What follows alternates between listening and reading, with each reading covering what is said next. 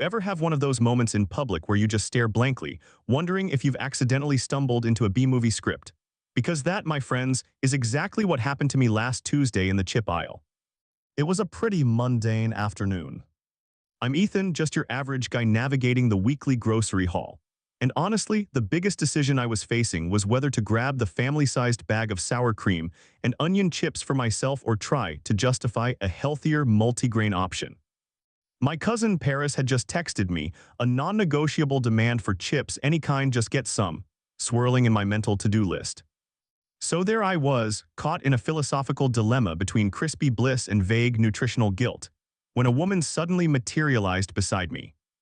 She was, well, let's just say she had the kind of tightly wound energy that promised a bad time for anyone within a 10-foot radius. "Excuse me," she barked, not quite a question, more of an order, "can you help me find some chips?" I blinked, my brain, still processing the existential weight of a potato versus a sweet potato chip, stuttered. I wasn't wearing a uniform, no name tag, just my usual hoodie and jeans. I glanced around, half expecting to see a real employee behind me. Nope, just me and a mountain of cheesy puffs. Sure," I said, a little too readily. Blame it on an unfortunate combination of ingrained politeness and being utterly blindsided. "What kind are you looking for?" She narrowed her eyes as if my question was deliberately obtuse. "I don't know, just chips." My internal monologue went into overdrive. "Just chips? Ma'am, we're in the chip aisle." That's like asking for just food in a grocery store. Still, I kept a smile plastered on. "Right, well, we've got a lot of options. There's regular, sour cream and onion, barbecue, jalapeno, a whole wall of them." I gestured vaguely at the kaleidoscopic display. She crossed her arms. "I want the ones that are healthy for you." Now this was a curveball. "Healthy chips," I repeated, my voice betraying my confusion. "I don't think chips are exactly known for their health benefits." "I know that," she snapped, "but I need some chips." At this point, the polite part of my brain was starting to develop a stress headache. Her conviction that I was an employee was unwavering, despite my very evident lack of a uniform or any store-issued equipment. I decided to try a direct approach. "Look, I'm really sorry, but I actually don't work here," I said, trying to infuse my voice with a reassuring, non-confrontational tone. Her face immediately darkened. "Don't be ridiculous, I just asked you for help." Her voice rose, edged with irritation. "You were just here a few minutes ago talking to someone." My mind raced. Had she confused me with someone else? I'd been here, sure, but talking to myself about chip choices isn't exactly a customer service interaction.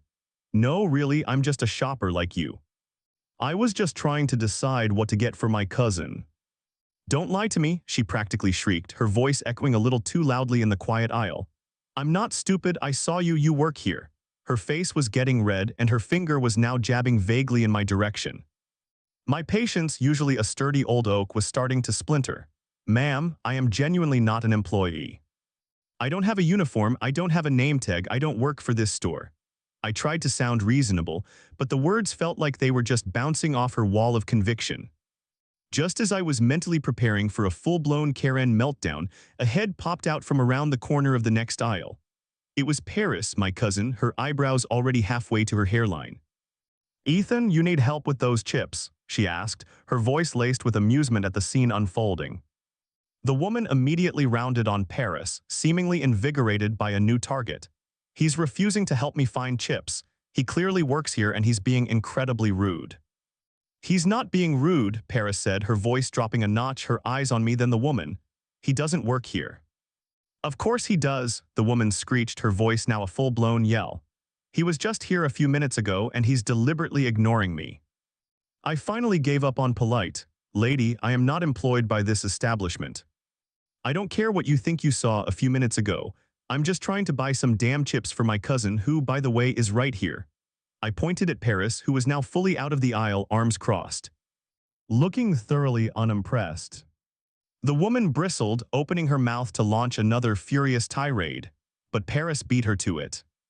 "You know what?" Paris said, stepping forward, her voice calm but with an undeniable edge. "We actually do need to find some chips, so we're gonna go do that. You can either find someone who actually works here or you can just continue yelling at customers. Either way, we're done." She took my arm, giving me a pointed look that said, "Let's go." The woman just stood there, jaw agape, sputtering wordlessly. As Paris pulled me away, turning our backs on the stunned woman, she threw a casual, "Have a nice day, Karen," over her shoulder. I couldn't help but let out a burst of relieved laughter as we speed walked towards the checkout. I swear, Paris, sometimes I feel like I'm living in a sitcom. Paris just rolled her eyes, a small smirk playing on her lips. Some people just need to yell, I guess. And some people just need to buy their chips in peace. Honestly, who yells at a random guy for not working at a store? It's just wild, you know. But hey, at least I finally decided on the sour cream and onion. Some battles are just not worth fighting, especially when there are delicious chips involved. You think the first two were crazy, the next one's a whole different level. Hit that subscribe button so you don't miss more stories like this. All right, folks, buckle up, because I've got a story that still makes my eye twitch a little when I think about it. You ever just crave a sub so bad after a ridiculous shift that you fight a bear for it? Yeah, that was me. And yet, some people just can't seem to grasp the simple concept of, dude, I don't work here. So picture this, it's like 2:30 a.m. I've just clocked out of a soul-crushing 10-hour shift stocking shelves at the local supermarket.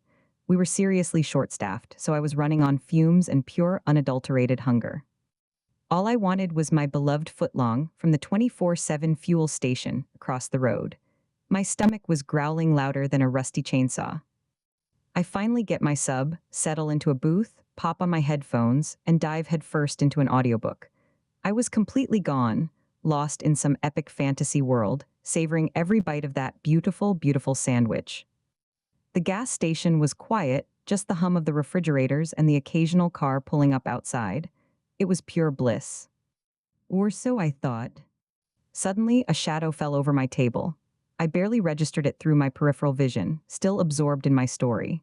Then, a sharp, insistent huff pulled me slightly out of my trance. I glanced up, still with one earbud in, and saw her. A woman, probably in her late 40s or early 50s, standing right next to my table, arms crossed, glaring at me like I'd personally offended her ancestors. "Are you just going to sit there all night?" she snapped, her voice cutting through the faint sounds of my audiobook. I blinked, taking off my headphones. "Excuse me." "You heard me," she huffed, her eyes narrowing. "Are you going to serve me, or are you going to finish your little snack?" The counter's empty, young man. I felt a wave of confusion wash over me, quickly followed by a tiny spark of irritation. "Ma'am, I don't work here," I said, trying to be polite, gesturing vaguely towards my very obvious supermarket uniform. It was a dark blue polo with a distinctive red and white logo. The gas station staff wore bright yellow vests, not even remotely similar. She just stared at me blankly, then scoffed. "Don't give me that. You're wearing a uniform, aren't you? Get off your break and do your job. Some of us have places to be." My jaw practically hit the floor. "I just finished my job, ma'am. At the supermarket across the street," I explained, pointing across the road. "This uniform is for that store." "I'm just trying to eat my dinner." I even pointed to my chest, where the logo was clearly visible. She leaned in, her voice getting shriller. "Oh, I see how it is. Slacking off, trying to pretend you're not working. I'll just report you to your manager. What's your name?" Before I could even respond to that completely unhinged threat, a new voice cut in. "Is everything all right out here?" It was Sarah, the actual gas station attendant, emerging from the back room, looking a bit flustered. Sarah took one look at me, then at the livid woman, then back at me, still in my supermarket uniform, clutching my half-eaten sub. Her eyes did that perfect wide-eyed double take. "Aubrey, what's going on?" I just sighed, throwing my hands up slightly. "Apparently, I'm supposed to be serving this lady, Sarah, even though I work across the street." The woman's face flushed a deeper red. Sarah gave her a polite but firm, "Ma'am, he really doesn't work here. I'm happy to help you." The woman just mumbled something under her breath about ridiculous service and lazy employees, while Sarah rang her up for a couple of energy drinks. She paid, shot me one last venomous glare, and stormed out, practically slamming the door behind her. I thought that was the end of it, just another weird late-night encounter, but nope. A few weeks later, around the same time, I was back for my ritualistic post-shift sub. This time I was more alert, more on edge, and then I saw her walk in, the woman. Her eyes immediately darted around the store, and then they locked onto me, sitting in my usual booth, happily munching away. This time, there was no mistaking the glint of recognition, almost like a flicker of resentment. Her jaw tightened, and she literally veered away from my side of the store, practically sidestepping through the aisles to avoid getting too close. She grabbed a pack of gum, marched straight to the counter where Sarah was working again, paid without a word, and left. She didn't look at me, didn't say anything, just bought her gum and got out. It was less of a conflict, and more of a confirmation that some people just hold onto grudges in the most bizarre ways. Honestly, I don't know what her deal is. Maybe she was having a bad night, maybe she just genuinely doesn't process information well. All I know is, I was just a tired dude trying to enjoy a well-earned sub after a brutal shift. Sometimes, I swear, the universe just wants to mess with your late-night peace. So yeah, that's my story about the lady who couldn't grasp the uniform concept. Thanks for listening, guys. Until next time, stay safe out there, and for the love of all that is holy, know where you actually work. The shriek of a metal shopping cart scraping linoleum ripped through the usual holiday music, quickly followed by a frustrated sigh. My head snapped up, abandoning my fruitless search for a decent scarf for my mom. A woman, clearly visually impaired, stood rigid by the seasonal display, her white cane tapping erratically, an empty shopping basket gripped tight in one hand. She was muttering, her voice tinged with a blend of confusion and mounting panic. "Excuse me, is anyone hello?" My gaze drifted a few feet away and my jaw tightened. Leaning against a towering display of discount candy canes, scrolling furiously on her phone was Sandy from high school. She was a cashier here, but right now she looked less like a helpful store associate and more like someone actively trying to become one with the display. She was oblivious, or just didn't care. I'm usually not the guy who intervenes. My comfort zone is strictly not involving myself in public dramas. But the sheer helplessness in the woman's voice, coupled with Sandy's almost aggressive disengagement, hit a nerve. Especially in a bustling December big box store, where the holiday cheer felt more like a stampede. The woman took a tentative step, her cane sweeping wider, and bumped into a pyramid of stacked gift boxes. A few tumbled down with a clatter. Sandy didn't even flinch. "Ma'am," I stepped forward, my voice cutting through the noise. "Are you all right? Do you need some help?" The woman's head snapped in my direction, a wave of relief washing over her face. "Oh, thank goodness, yes please, I'm so sorry I can't seem to navigate this new layout. Everything's moved. I'm trying to find the baking aisle for some sugar and flour."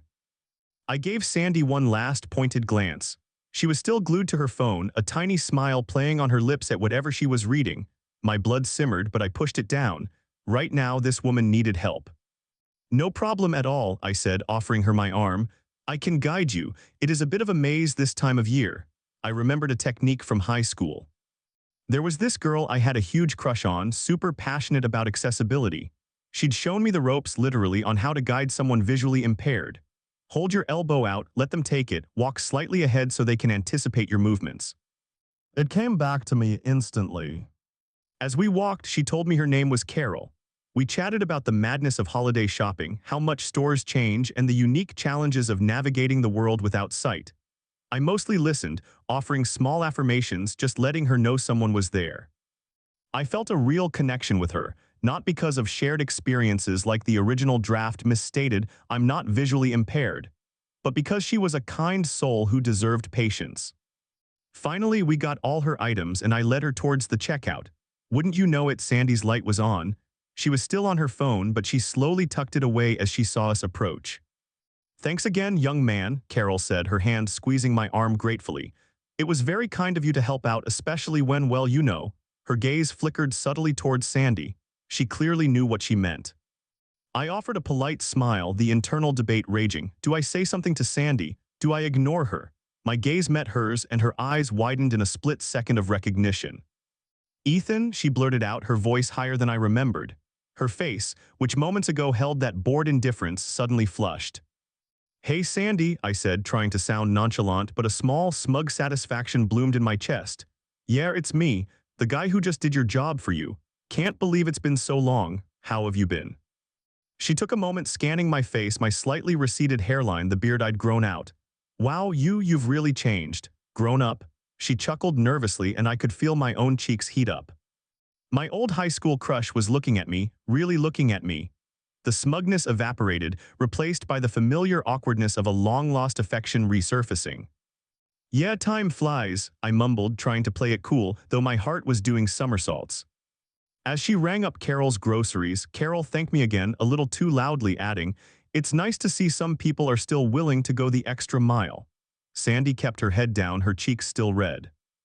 I helped Carol load her bags into a cart, then waved goodbye as she headed for the exit. "So what brings you back to this neck of the woods?" Sandy asked, now wringing up my mom's scarf. Her voice was softer, less detached. "Mom's Christmas gift," I replied, feeling a bit silly now that the moment of righteous indignation had passed. "Just browsing." We finished the transaction and I started to think that was it. A fleeting encounter with an old crush tinged with a bit of public service. But as I turned to leave, Sandy called out, "Hey, Ethan." I paused, my hand on the exit barrier. Do you want to exchange numbers?" she asked, her voice quiet but clear. She gestured vaguely with her hand. "I mean, I'd really love to catch up, hear about what you've been up to." I was floored, utterly, completely floored. My internal monologue was shouting, "She saw you. She totally saw you helping that lady and now she feels bad or she's impressed or both." But outwardly I managed a suave, "Yeah, sure. Why not?" We quickly swapped digits, a quick, almost electric brush of fingers as our phones exchanged data. As I walked out into the cold December air, a goofy grin plastered on my face, I realized the full extent of the misunderstanding. Not just Carol's confusion or Sandy's initial obliviousness, but my own misunderstanding of Sandy. I'd seen her as detached, uncaring, yet here she was asking for my number. Maybe she was having a bad day earlier. Maybe she really didn't notice, or maybe, just maybe, my small act of kindness had changed something. We started texting that night and then talking and then meeting up. We laughed about high school, about the general chaos of retail, about that very day in the store. She admitted she'd been completely zoned out, having just gotten off a particularly terrible phone call, and was mortified when she realized what she'd missed and then saw me doing what she should have. She said watching me with Carol, so calm and genuinely kind, had made her look at me differently. It definitely worked. 1 year later, almost to the day, I asked Sandy to marry me. She said yes. We had a small, intimate wedding the following summer, surrounded by friends and family. Carol was there too, laughing and telling everyone how Ethan was her guardian angel of the baking aisle. So yeah, that's the story of how I met my wife Sandy. A tale of love, a crucial misunderstanding, and a cold December day in a ridiculously busy big box store.